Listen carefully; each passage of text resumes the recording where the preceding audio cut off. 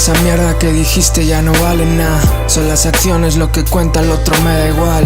Hago pasta y bajo el súper, es un día normal. Y si te niego algo que no te parezca mal. Y yo nunca me he creído más que nadie, pero me siento orgulloso de que no le debo a nadie. Me dicen gallego, estás que te sales, pero yo no me conformo porque a mí nada me vale. A veces esta vida estresa, pero no me quejo. A mí no me pidas dinero porque yo no dejo. No soy un tontaina de esos, vete a follar viejos. Compro un piso en Pontevedra aunque viva lejos.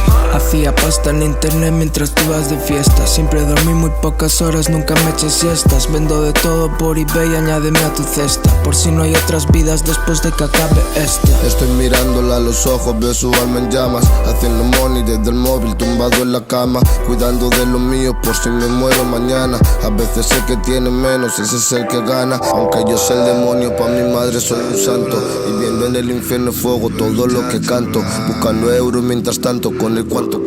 Dinero negro en cajas de zapatos, nunca en bancos. Son mis promesas, mis perdones y muchas traiciones. Aquí la vida te la quitan a pares sonones. Mi círculo cerrado pa' los míos, bendiciones. Y pa' vosotros solo hay balas, panda de lambones. El día que no esté que me recuerden por mis barras. El hijo de Yolanda de la cara tatuada. He dormido en portales, dime ahora quién me para. Me ves en los barrios más chungos, en las tiendas más caras.